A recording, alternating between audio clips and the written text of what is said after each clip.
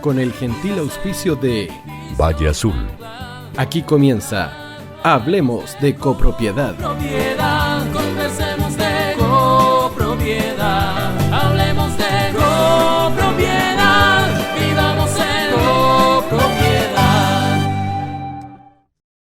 ¿Cómo están, amigos? Muy bienvenidos a un nuevo programa de Hablemos de Copropiedad. Vamos a hablar de los administradores, de las funciones que tienen. Antes de presentar a nuestro apreciado invitado, quiero saludar a Valle Azul, que son líderes en limpieza, mantención y reparación de piscinas, a Ingelif, que es una empresa de mantención de ascensores en la que se puede confiar plenamente, gastocomunchile.com, la solución para todo el proceso de gastos comunes, y recuerden ustedes Copropiedad Legal, abogados expertos en la ley 21442 y actualización de reglamentos de copropiedad.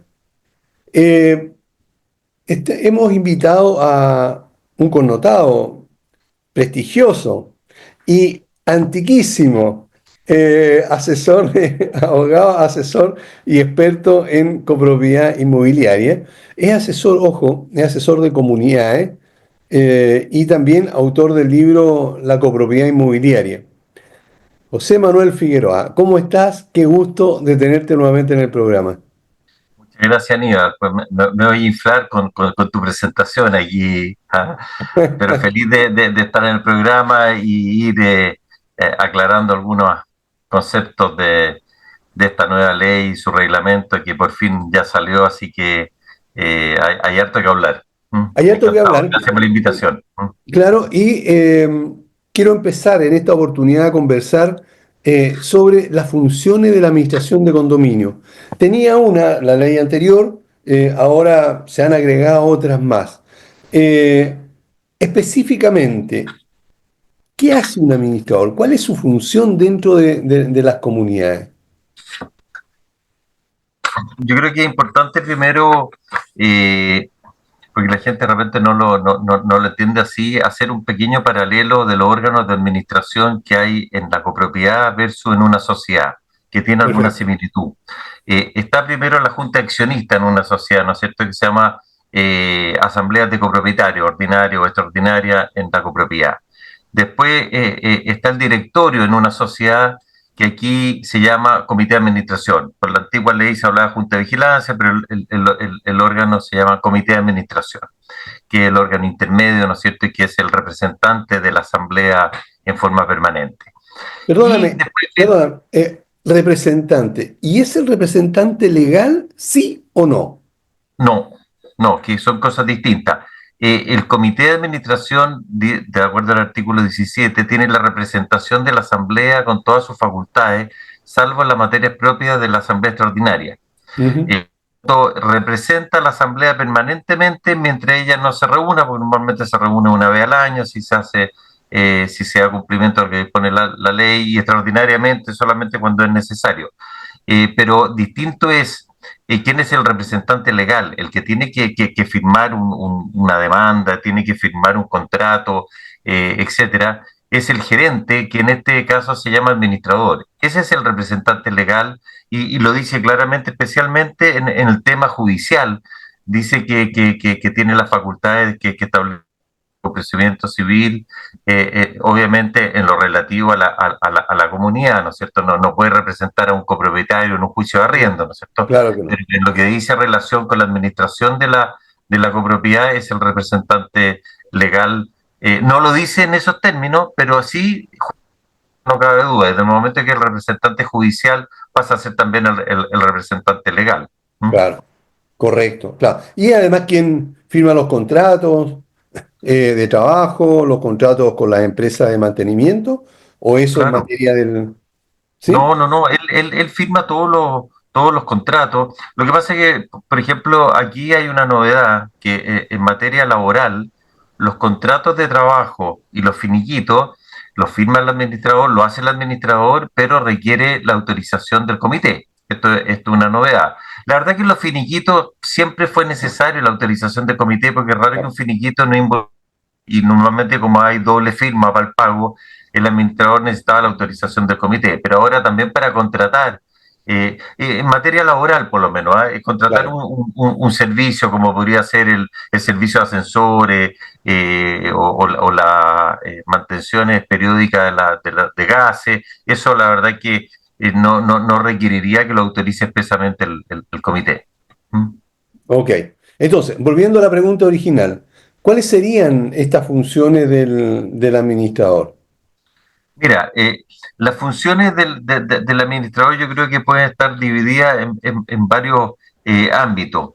En primer lugar, tiene la parte de responsabilidad de lo que es la contabilidad de la comunidad. Incluso en el reglamento de la ley viene el detalle en qué debe consistir esta contabilidad que tiene que llevar y ahí está relacionado que tiene también una obligación de rendir una cuenta documentada su gestión anualmente y lo que es nuevo, debe rendirle también efectuar una rendición de cuentas mensualmente al comité de administración. O sea, lleva la contabilidad de todo lo que ello involucra, que eso es un campo importante. Claro. Tiene también la obligación, y aquí también entró la ley a hacerlo con más detalle, lo que se entiende por el cuidado de los bienes comunes. La ley señala que esto incluye la mantención de la red interna de servicios básicos y los sistemas de emergencia y de extinción de incendios. Entonces, todo lo que es el cuidado involucra obviamente efectuar las mantenciones y reparaciones correspondientes, ¿no es cierto? Y hacerlas oportunamente y hacérselas presentes al comité de administración en el caso de que esto involucre gastos extraordinarios o que no sean de ordinaria ocurrencia. También está el tema relativo a todo lo que es la cobranza de los gastos comunes, o sea, tiene que efectuar el cobro mensual de obligaciones económicas, en un término más amplio, que es todo pago de dinero que debe hacer un copropietario, no solamente por concepto de gastos comunes ordinarios o extraordinarios, sino también por las multas, por los intereses, por el seguro de incendio, el fondo de reserva, u otro ítem que establezca el respectivo reglamento de copropiedad. Entonces, tiene que cobrar la obligación económica, incluso tiene ahora se establecieron con más, se ampliaron en cierta medida las sanciones por el no pago de los gastos comunes, porque antiguamente solamente podía suspender el servicio eléctrico y Claro. ahora esto se extendió también a telecomunicaciones. Debo entender que telecomunicaciones cuando es por cable, ¿no es cierto? Porque Claro. interferir una señal que viene por satélite no creo que, no sé si se puede, quizás se va a poder hacer después, porque el avance de la tecnología va más rápido y a uno lo sorprende. Y también la calefacción, dice la ley, pero yo también debo entender que es la calefacción cuando el servicio es colectivo, es común, o sea, si el Claro. departamento tiene su propia caldera, su propio califón, digamos, de calefacción o un termoeléctrico, obviamente que eso no lo va a poder intervenir. ¿Mm? No, claro que no. Claro que no. Ahora, eh, ¿cuántos tipos de administradores existen de acuerdo a la ley de copropiedad? A ver, la verdad que básicamente es uno, que puede ser una persona natural o una persona jurídica. Ahora, excepcionalmente, la ley establece, y esto también es una novedad, porque antes era una facultad y hoy día es una obligación, de establecer subadministraciones. Pues, obviamente cuando hay una subadministración hay un subadministrador, entonces ahí estaría el administrador general y el subadministrador. Ahora, la subadministración se da normalmente cuando hay condominios que son importantes en cuanto a cantidad de unidades. Un condominio que tiene 10 departamentos no tendría ningún sentido que tenga una subadministración. La ley sí lo estableció en el artículo 24, que es obligatorio constituir esta subadministración cuando el condominio tenga más de 200 unidades habitacionales, en la medida que estén repartidos más de una torre, porque si está las 200 unidades una sola torre, no hay una obligación, sí se puede hacer, pero no hay una obligación de hacerlo, pero sí se puede establecer un régimen de bienes comunes diferenciados, que tengan acceso independiente, que tengan ascensores, por ejemplo, números pares, números impares, o sea, se puede establecer algún régimen que facilite en definitiva la convivencia. Claro, Pero en el caso de que sea más de una unidad, y tiene su sentido, porque es muy difícil establecer una subadministración en una sola torre, porque ¿cómo va a tener un absurdo. del piso 1 al 10 y Claro, del 11 al 20 va a tener otro administrador, cuando los servicios van a ser los mismos, el ascensor va a ser el mismo, las bombas de agua, etcétera? Entonces, tiene mayor bastante costo, además. lógica. Las subadministraciones involucran normalmente gastos que son individuales de cada. Yo creo que la subadministración es importante, eh, no se trata de entrar en tanto detalle, pero no solamente basta con cómo se administra, porque van a haber dos administradores, sino que lo lógico también cuando se convenga una subadministración es que cada torre se haga cargo de sus propios gastos sin perjuicio de los gastos generales de todo el condominio. Me explico. Si en Claro, una de las torres se echó a perder un ascensor o hay un problema de filtración del último piso, quien debiera pagar los gastos comunes es esa torre y no la torre vecina que en definitiva no tiene ese problema. Pero claro. respondiendo a tu pregunta, serían estos dos y excepcionalmente, yo no sé si por ahí venía tu pregunta, porque hay una norma excepcional que viene en el reglamento de la ley, que habla, porque el reglamento de la ley define varios nuevos conceptos que no estaban. De partida Claro, define al administrador, define varios más que no sé si es del caso de mencionarlo, pero habla del administrador provisional. sí. Y el administrador O primero provisional, la verdad que se aplica porque dice que es la persona designada por los gobiernos regionales, municipalidades o servicios de vivienda y urbanización, pero respecto a viviendas sociales, que carezcan claro, de también. administrador y solamente por una vez, o sea, si no lo han designado, lo designan estas autoridades y este es un administrador provisional. En el resto de los sistemas, digamos, del resto de las comunidades o copropietarios, desde copropietarios no cabe este administrador previsional, pero sí lo que cabe es una figura bien curiosa que se vino a reglamentar con más detalle, porque recordemos que el cargo de administrador es incompatible con ser miembro del comité de administración, o al revés también, ser miembro del Claro, comité de administración es incompatible con ser administrador. Pero había una norma en la ley antigua, en la ley 19.537, que decía que hablaba de falta del administrador, podía ejercer las funciones de administrador el presidente del comité. claro, Entonces eso daba pie, incluso yo tengo algunos condominios que asesoro, que permanentemente ha administrado el comité de administración, el condominio, porque en el fondo no tienen administrador, ya falta administrador, administra el comité en la persona del presidente.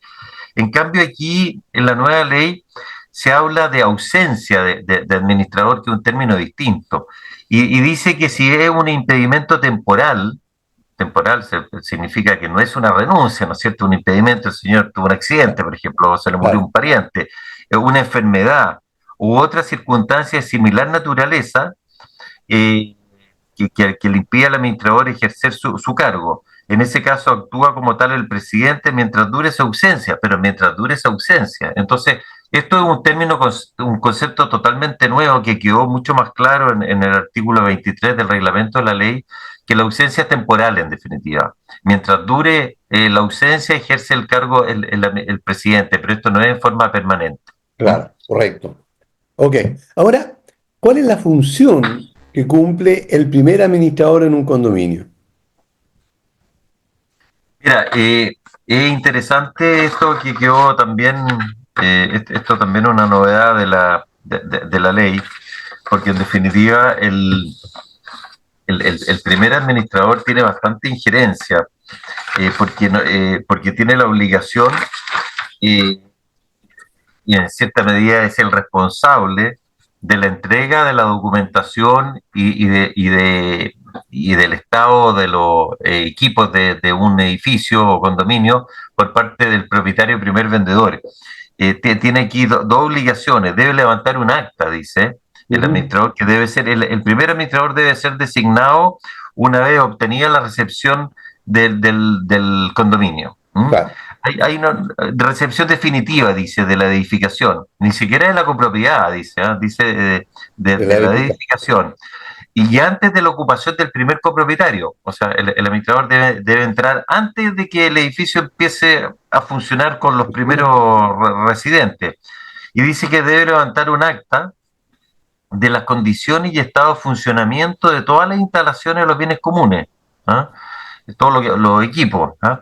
Eso por una parte. Y por otra parte, debe también recibir, porque le da la obligación al propietario primer vendedor de entregar al primer administrador, por lo tanto él tiene la obligación de recibir, dice, una copia del reglamento de copropiedad y una serie de documentos que vienen individualizados, que básicamente el permiso de copropiedad, el listado de los proveedores, esto es bien importante, porque normalmente ni se sabe quiénes son los proveedores, la carpeta de ascensores, ustedes recordarán que hay una obligación de inscribir la carpeta cero que se llama en la Claro. dirección de obra respectiva, y una carpeta con detalle de las instalaciones y el registro propietario. ¿Ah?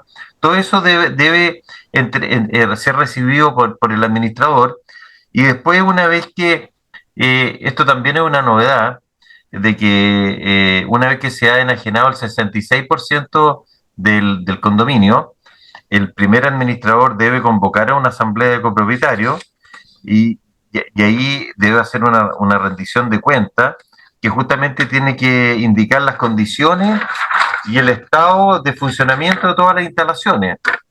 En ese aspecto, hacerlo en conjunto con el propietario y primer vendedor. O sea, el propietario y primer vendedor en cierta medida también rinde una cuenta de cuál es el funcionamiento de las instalaciones, las mantenciones y reparaciones que se le han hecho o que hay que hacerle a los bienes comunes. ¿Mm?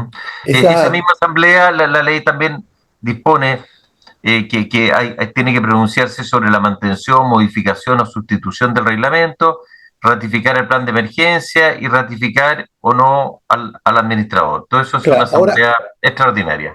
eso te iba a preguntar. Esto es una asamblea extraordinaria. Sí, ¿Y qué porcentaje corresponde? Porque hay tres tipos de asamblea. O sea, está sí, la asamblea ordinaria, pero también sí. hay 12 Mira, extraordinarias. la verdad que yo creo que aquí eh, el legislador un poco confundió las materias, porque si nos vamos bien y somos más agujas, el tema de ratificación o reemplazo del administrador no es materia de asamblea extraordinaria. Y aquí lo tiraron como materia de asamblea extraordinaria. Aprovechando Eh, la... la modificación o sustitución del reglamento sí es materia de asamblea extraordinaria. Y entonces, en definitiva, dado que no son casos específicos de que requieren un quórum calificado de 2/3, que es la excepción, habría que aplicar la regla general de una asamblea ordinaria, que es la mitad más uno de los derechos, o sea, una mayoría absoluta nomás, de los derechos totales. ¿Mm? Eso es re importante que quede claro, porque muchos andan señalando, como era antes, que debía ser una asamblea extraordinaria. Bueno, es una asamblea extraordinaria, pero con un quórum de funcionamiento de la mitad más uno de los derechos, o sea, 50,1. Recordemos que cada unidad se representa por una alicuota que está indicada en el reglamento de copropiedad, mientras la unidad es más grande o tiene otras unidades anexas como un de estacionamiento o bodega, tiene un porcentaje mayor. Pero Mayor. para constituirse, 50,1, y para adoptar los acuerdos también 50,1.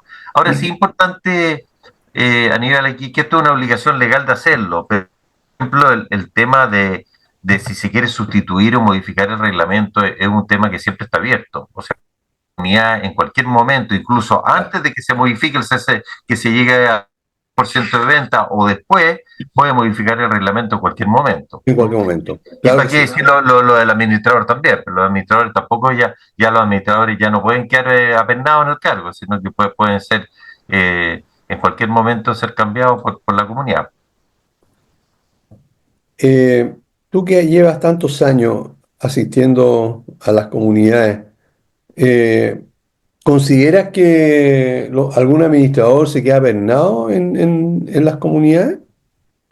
Y me refería especialmente, Aníbal, de repente de que en el primer reglamento de copropiedad, cuando eran nombrados los administradores, a mí me tocó que habían redacciones que era totalmente era para que se quedara apernado mientras no terminaran de vender todo el proceso, Claro, porque de repente hablaba de que se necesitaba prácticamente unanimidad para poderlo cambiar, y eso era para proteger en definitiva los intereses de la inmobiliaria. la inmobiliaria, Eh, perfecto. de la inmobiliaria. Ahora, en circunstancias anteriores, yo creo que era muy difícil que un administrador se mantuviera apernado, a no ser que estuviera medio confabulado con el comité y el comité manejara gran cantidad de poderes, porque recordemos que el administrador, bajo la legislación anterior, podía ser removido en cualquier momento y con una asamblea ordinaria que en segunda citación se hacía con los que asistan. O sea, Claro. podían llegar 5 personas y lo podían remover del cargo. Así que la verdad que yo me refería más bien al primer administrador.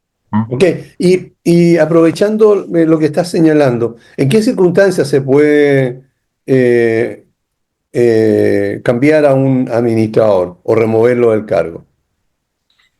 Eh, a ver,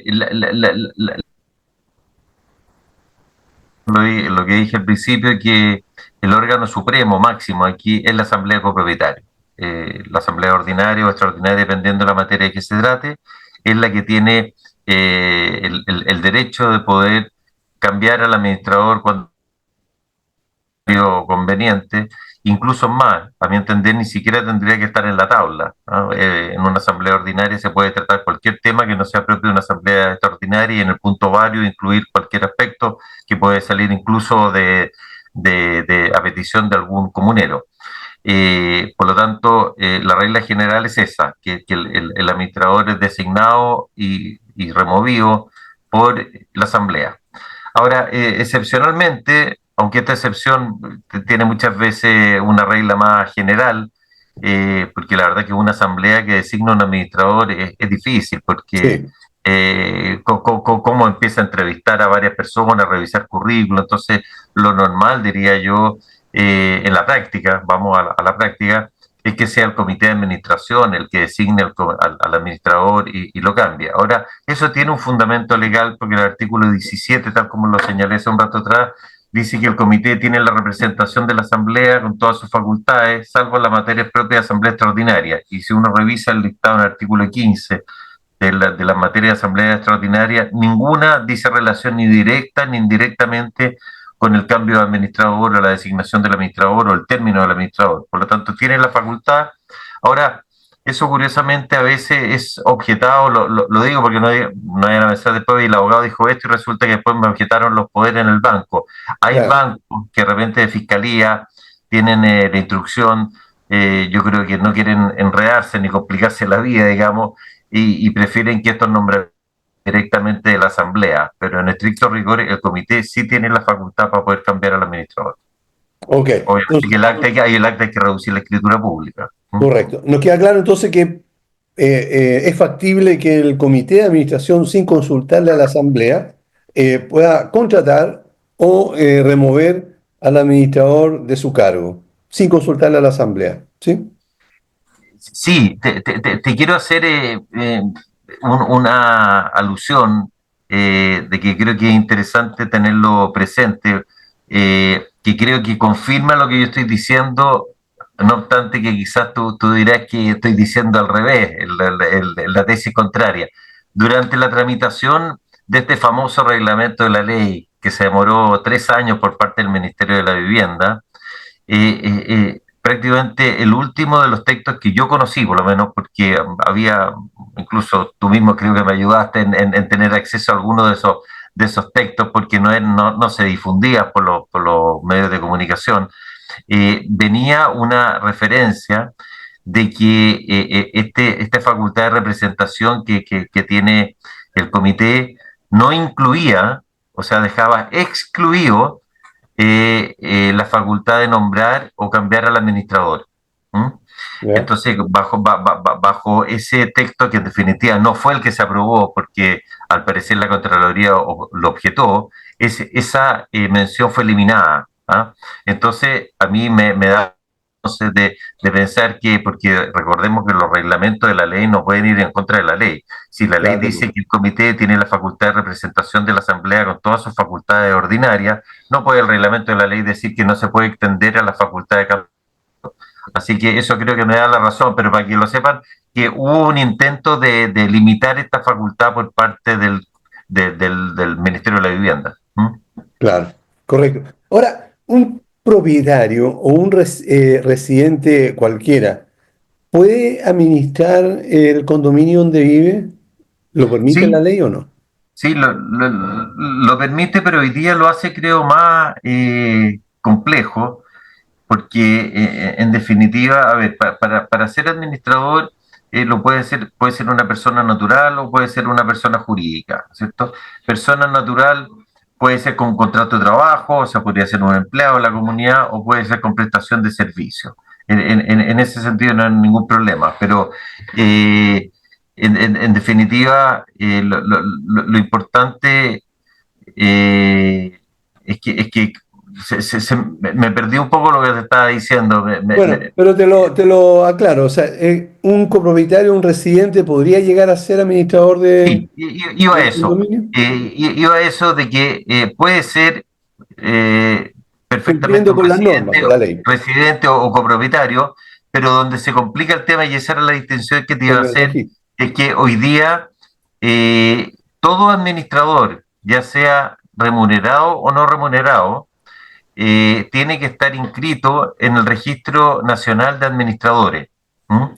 Y este Registro Nacional de Administradores, eh, hay todo un reglamento que lo regula y distingue si es, es gratuito u oneroso en cuanto a los requisitos que hay que cumplir. En el caso de que sea oneroso, que yo diría que, bueno, cuando son copropietarios, de repente un condominio chico normalmente lo hacen a título gratuito, pero Claro. cuando es oneroso, tiene que seguir además todos unos cursos de capacitación o convalidar los conocimientos que tiene. Entonces, en respuesta a lo que tú me preguntas, lo hace más complejo porque si un condominio, por ejemplo, de 6 casas que va a administrar uno de ellos, bueno, va a tener que inscribirse en este registro nacional. Entonces yo no sé si va a estar tan dispuesto porque de buena persona, en forma gratuita y además que tiene que hacer un papeleo de inscribirse y con eso asume ciertas responsabilidades también, y creo que lo hace más complejo. Pero respondiendo a lo que tú me preguntas, sí puede, ¿no? Sí puede administrarlo. Y incluso aunque no fuera propietario, podría ser hasta un arrendatario, ¿no? No hay ningún Claro. problema. Ahora, este propietario, pensemos, eh, es administrador, cumple con la norma de inscribirse o registrarse en el registro nacional. Eh, ¿Tiene derecho a voz y voto en una asamblea, siendo A ver, propietario? sí, siendo propietario, pero con respecto al bien del cual es dueño. ¿Ah? Si él Sí, es dueño claro. del departamento 21, perfectamente puede ejercer su derecho a voz y a voto en la asamblea. Lo que no puede recibir son poderes a su nombre. ¿Mm? O sea, él no podría representar a otros copropietarios en su calidad de administrador, a diferencia del comité que sí lo puede hacer. Ok, pero él al momento de votar, él es un copropietario más. Sí, No podría representar a otras comunidades, a otras unidades no, entonces. no puede. A ver, es incompatible. El cargo de administrador tiene dos incompatibilidades. Primero, ser miembro del comité y segundo, representar a cualquier copropietario en una asamblea. No lo puede representar. Ok, correcto, me queda absolutamente Y claro. respecto a lo que estábamos hablando recién, a mí me ha tocado ver que de repente los comités asumen la administración. Yo ya lo hablé del tema de la ausencia, qué significa la ausencia, y yo porque pasa mucho de que los presidentes de los comités aprenden del oficio de la administración, porque les toca trabajar codo a codo durante muchos años de repente con un administrador, entonces después algunos se entusiasman y quieren dedicarse a la administración. Entonces, Mm, sí es importante en ese caso de que ese presidente del comité, yo tengo varios casos, ¿no? Por eso lo digo, sí, ese presidente del comité en definitiva renuncie al comité y sea designado como administrador. claro, Pero no puede pretender tener la doble calidad porque una de las funciones del comité es justamente fiscalizar al fiscalizar, administrador, entonces no se va a claro que sí, fiscalizar a sí mismo el presidente, digamos, claro que en su sí, claro. calidad dual que va a tener. ¿Mm? Perfecto. Juan Manuel, perdón, Juan Manuel, José Manuel, debemos ir a una pausa, no se mueva nadie porque seguimos inmediatamente conversando sobre las funciones y la figura del administrador en la copropiedad. Volvemos Perfecto. inmediatamente.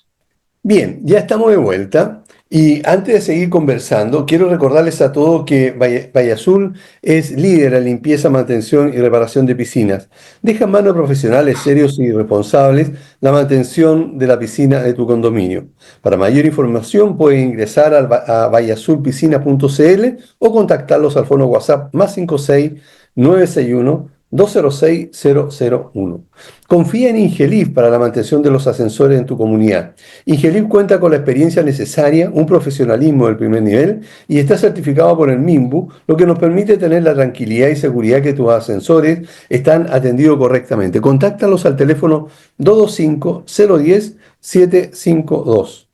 Gastocomunchile.com es un software que te permite una administración rápida y eficiente en todo el proceso relacionado con los gastos comunes y a la vez mantiene informados a los residentes de tus comunidades en todo momento de manera fácil y rápida. Recuerda, gastocomunchile.com.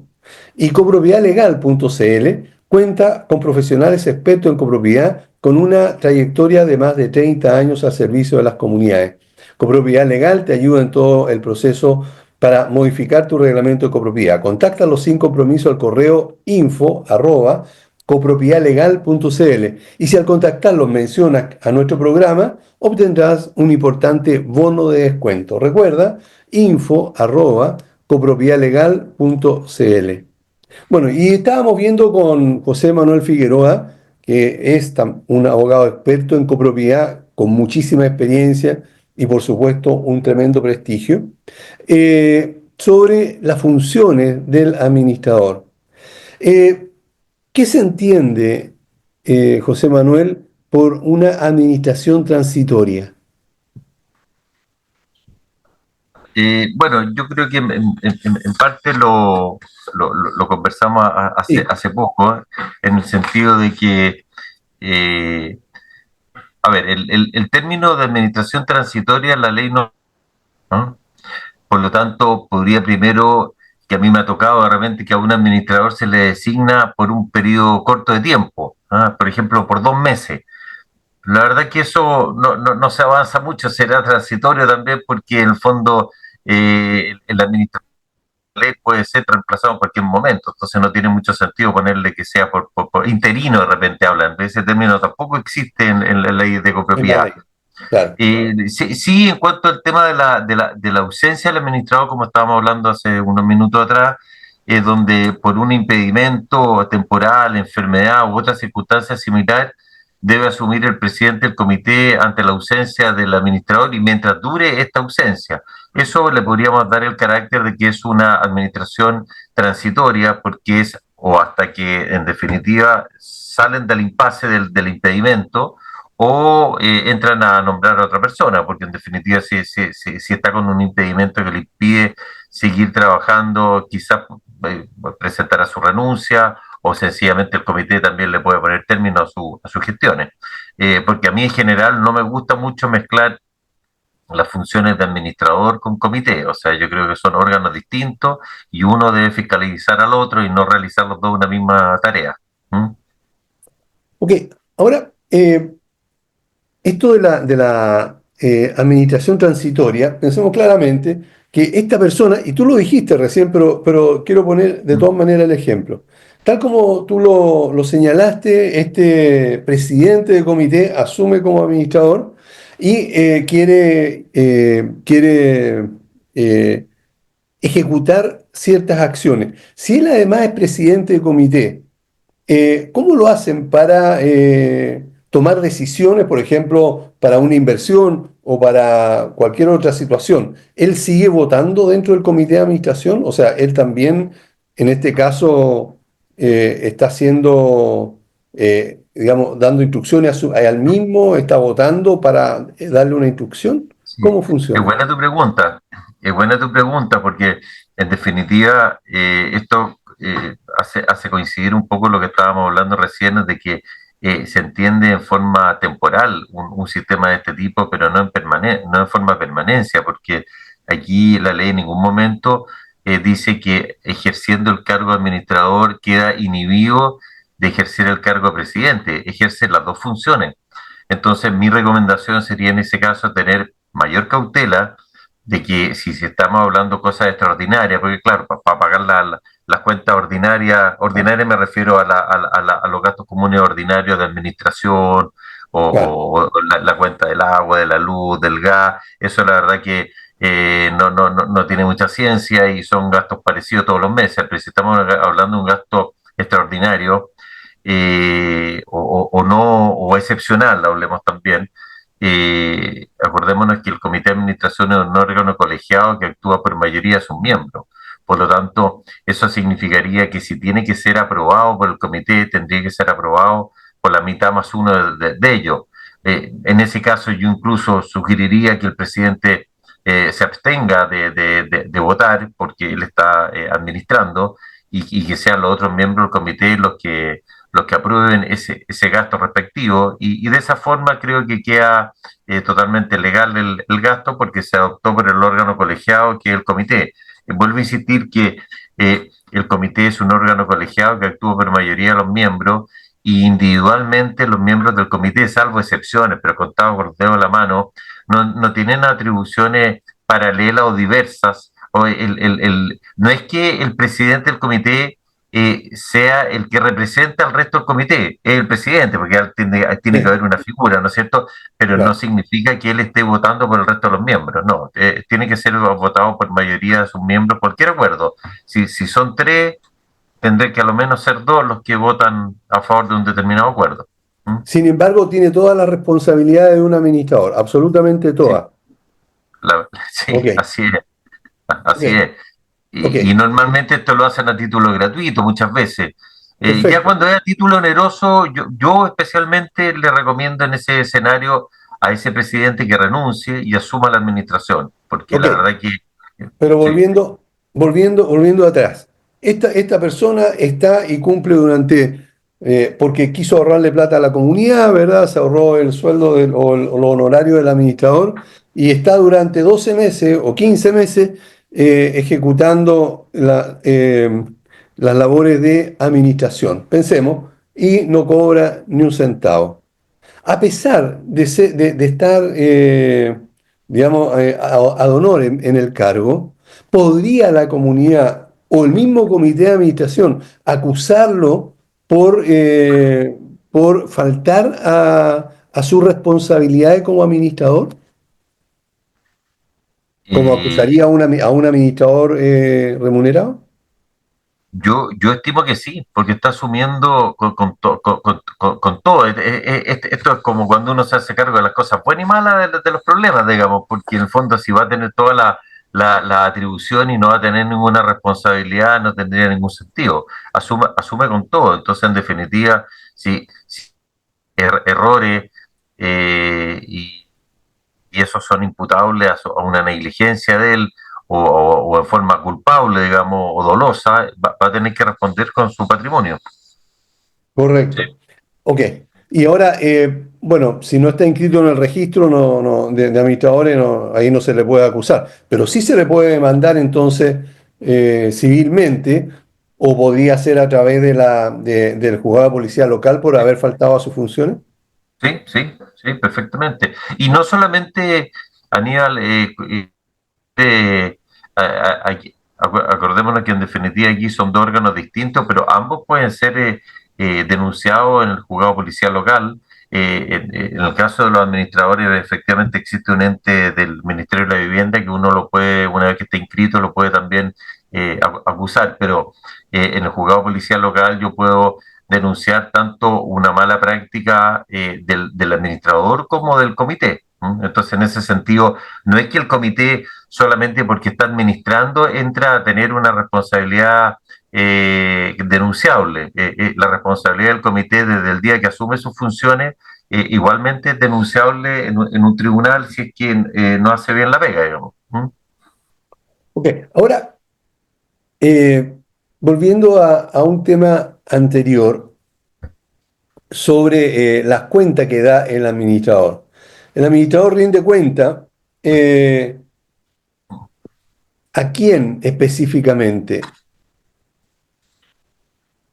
Mira, aquí se entró también en más detalle en esta legislación en cuanto a qué es lo que incluye la rendición de cuentas. Está tratado básicamente el artículo 14 y 21, que yo no lo voy a leer, no tiene mucho sentido, pero sí quiero destacar algunas cosas importantes. Primero, hay una obligación del administrador, que esto también es nuevo, no solo de hacer una rendición de cuentas en la asamblea ordinaria, sino que la ley dispone que cada vez que se haga una asamblea ordinaria debe rendir cuentas. O sea, si ese edificio tiene la práctica de hacer más de una asamblea ordinaria, en cada asamblea ordinaria, o sea, asamblea ordinaria hoy día es sinónimo de rendición de cuentas. ¿Ah? Aunque se haya citado para otro tema, qué sé yo, para Claro. un problema de los ascensores, un tema de seguridad, pero citándose a una asamblea ordinaria, hay que hacer la rendición de cuentas. Lo segundo Correcto. destacable es que la rendición de cuentas debe ser puesta a disposición de los copropietarios a lo menos con 24 horas de anticipación. Eso también es nuevo, eso no existía antes. Eso ya sea mandándolo junto con la citación, mandándolo por correo electrónico o publicándolo en las plataformas de administración. Creo que hay muchas comunidades que están ocupando las plataformas y Claro. son de más fácil acceso. Pero hay que informar, digamos, y creo yo que tendría que poner una notificación. A partir de este momento se encuentra disponible en la plataforma tanto la rendición de cuentas. Eso por una parte. Y por otra parte, también hay una obligación del administrador de rendirle una cuenta mensual al comité de administración. Y lo Perfecto. otro que llama la atención, que esto está relacionado, que la verdad que nadie ha hecho mucho reparo o muchas observaciones, hay una nueva obligación para el administrador del artículo 22 de confeccionar un presupuesto estimativo de las Bien. obligaciones económicas que deben ser asumidas por el condominio en el periodo de 12 meses. Dice que debe ser remitido por el administrador al comité y a cada copropietario con 30 días de anticipación al inicio del periodo de los 12 meses en que va a regir.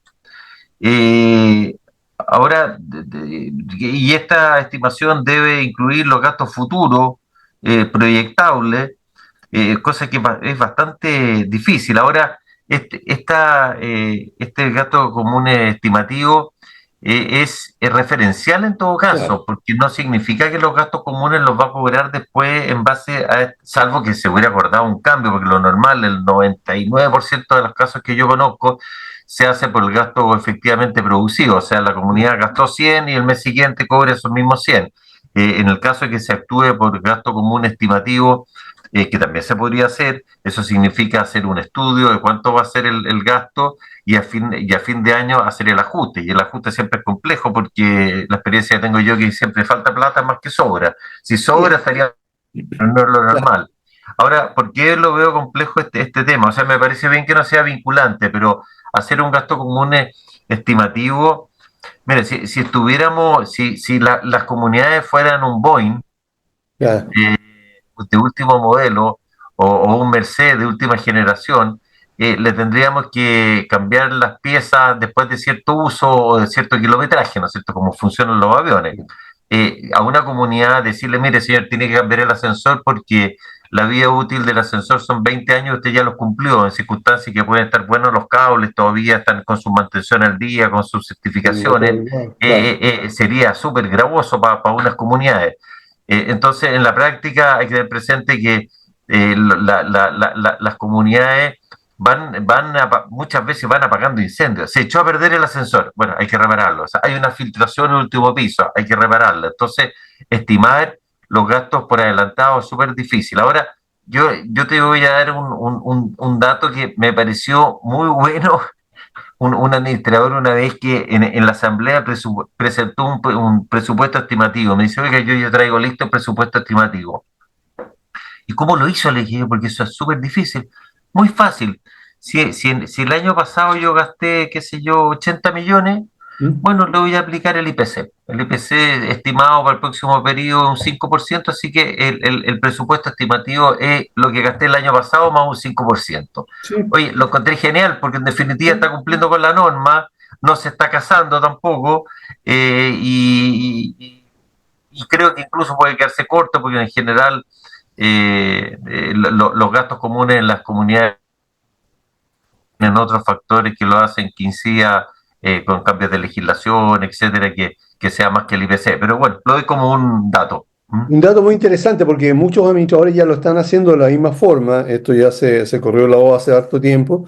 Así es. Y claro, porque además no es fijo. Porque además yo empiezo con un monto, ¿verdad? Pero entre medio me van a subir la luz, va a subir el agua, van a subir los Claro, sueldos porque ya no va a ser el sueldo lo mínimo. van a seguir subiendo y eso no tengo cómo proyectarlo, como tampoco la inflación. Y además de eso, las reparaciones urgentes, imprevistas, esas van a salir de todas maneras. Van a salir también reemplazos porque se enfermó un trabajador y hay que poner a otro. Entonces hay una serie de gastos. Pero para eso, la ley tampoco dice que es obligatorio cobrar siempre de fijo el valor anterior. Por lo tanto, a pesar de hacer el presupuesto anual, se va a seguir con el gasto efectivo sin ningún problema. Entonces, Oye, y perdón que te interrumpa, el gasto común fijo es nefasto. Yo claro, lo he visto en las comunidades de que se pone una venda en los ojos, dice ya, vamos a cobrar a partir de este año 100.000 pesos. mm, Y resulta que no están gastando 100.000 pesos por unidad, sino que 120. ¿Y claro, cómo lo financian? Comiéndose todos los fondos. Se sí. comen el fondo de reserva, el fondo operacional, lo que tengan. Entonces, al final, esa comunidad se está empobreciendo, no está, o renunciando a hacer ciertas mantenciones o reparaciones. Justamente ayer fue una asamblea y un copropietario lo encontré bien habiloso en lo que dijo, porque había un montón de problemas en los equipos, los servicios y todo. Dijo, bueno, este es el fruto, dijo, de la política que la comunidad estuvo de acuerdo en mantener un gasto común. Y habiendo tenido un gasto común tan bajo, significó no haber hecho oportunamente las reparaciones. Y ahora estamos pagando las consecuencias y hay que ponerse la mano al bolsillo. ¿Mm? Tal Sí, cual. tal cual, y así, y es la realidad, y sucede en muchos edificios, en muchas comunidades. Por lo tanto, nuestra recomendación es que sean realistas. Nos escuchan muchos integrantes del comité de administración y le damos las gracias por eso, pero también tienen que ser razonables, estimados amigos, comité de administración, ¿verdad? No se trata de hoy día no aceptar ningún gasto o lo menos posible con el propósito de no subir los gastos comunes. Es preferible que suba 10 o 20.000 pesos hoy y no en un año más 70 o 150.000 pesos por unidad. Por lo tanto, la recomendación siempre es ser muy realista en esto.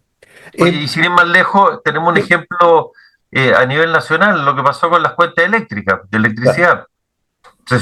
Se congelaron las cuentas durante toda la pandemia y ahora estamos pagando las consecuencias que todos los meses nos damos cuenta que está más alta la cuenta y por el mismo consumo, digamos.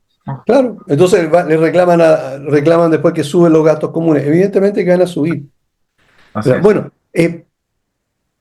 siguiendo hablando de los administradores, ¿cuáles son las obligaciones ineludibles que tiene un administrador? Las cuales no puede dejar de lado. Eh, Mira, la verdad que yo, yo, yo estaba revisando aquí que yo tengo un listado de veintitantas obligaciones, 24 obligaciones que tiene el administrador.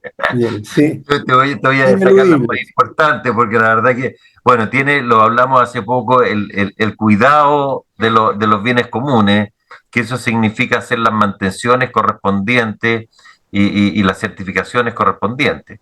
También tiene Las la obligación. certificaciones, eso es muy importante también, Bueno, ¿verdad? tiene que hacer en los edificios que tienen, porque no todos los condominios lo tienen, pero cuando hay instalaciones de gas, porque hoy día hay una tendencia, muchos edificios que son eléctricos, pero las que tienen instalaciones de gas, debe hacerlo, todas las instalaciones de gas deben ser revisadas por un instalador autorizado, y lo mismo pasa con los ascensores.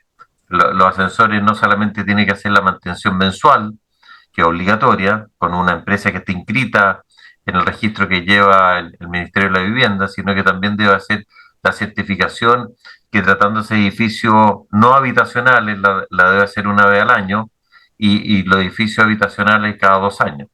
Eso Perfecto. es una obligación que tiene que hacer el administrador.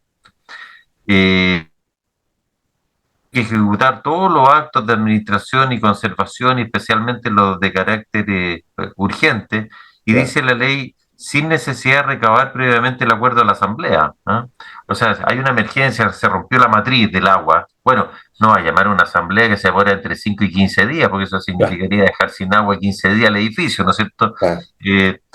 Tiene que recaudar los montos de las obligaciones económicas, emitiendo los certificados respecto a los que están al día, son hábiles o son inhábiles. Y representar en juicio lo que yo te comenté al principio, Claro. que dice tanto activa como pasivamente a los copropietarios en las causas concernientes a la administración y conservación del condominio. Citar a las asambleas de copropietarios, suspender o requerir la suspensión previo acuerdo del comité en caso de morosidad de gastos comunes. Ojo, aquí no son obligaciones económicas, aquí hace una distinción la ley entre, siempre habla de obligación económica, pero cuando se trata de suspender un servicio son gastos comunes, por lo tanto no puedo suspender un servicio por haber una deuda porque no pagó el fondo de reserva o no pagó una multa o un interés. Ok, ahí no, eran los principales que ya nombraste. La rendición de cuentas creo que también es importante. Y hay una cosa que es nueva que creo que es interesante. Siempre ha estado, pero aquí se le dio una facultad y al principio se había regulado demasiado, que creo que estuvo mal y después se arregló, que es celebrar los convenios de pago con los morosos. Claro, eso estuvo muy bueno. Eso estuvo bien. Al principio se habían puesto una serie de limitaciones, que tenía que ser un 30% al principio y máximo 12 cuotas. Entonces eso se entendió como que era un derecho adquirido de los deudores y nadie quería pagar en menos de 12 cuotas. Claro. No, significa ponerse de acuerdo entre acreedor y deudor. Pero ese acuerdo, para que tenga realmente en un convenio de pago que puede firmarse incluso electrónicamente, donde se establece cuál es el primer pago que es al contado, ¿no es cierto? Y en cuántas cuotas se va a pagar el restante, y debe ser aprobado por el comité de administración. Eso es importante. Bueno, José Manuel, quiero darte las gracias por habernos acompañado y habernos aclarado un montón de dudas sobre las funciones del administrador. También quiero darle las gracias a Valle Azul, que son líderes en limpieza, mantención y reparación de piscinas, a Ingelif, que en mantenimiento de ascensores en la que se puede confiar plenamente, gastocomunchile.com, la mejor opción para el proceso de gastos comunes, y Copropiedad Legal, abogados expertos en copropiedad y actualización de reglamentos de copropiedad. Contáctelos en info@copropiedadlegal.cl. Y por supuesto a cada uno de ustedes, estimados amigos, por acompañarnos cada jueves a las 11 de la mañana. Nos vemos el próximo jueves, como siempre, aquí en Hablemos de Copropiedad. Gracias, José Manuel. Bueno, muchas gracias, Aníbal, por la invitación. Encantado y gusto en verte, aunque sea telemáticamente. Telemáticamente. Ok, nos vemos. Chao, chao. Nos vemos. Adiós. Llegamos al final por esta semana. No te olvides sintonizar todos los jueves Hablemos de Copropiedad en la radio oficial de la Fanaticada Mundial.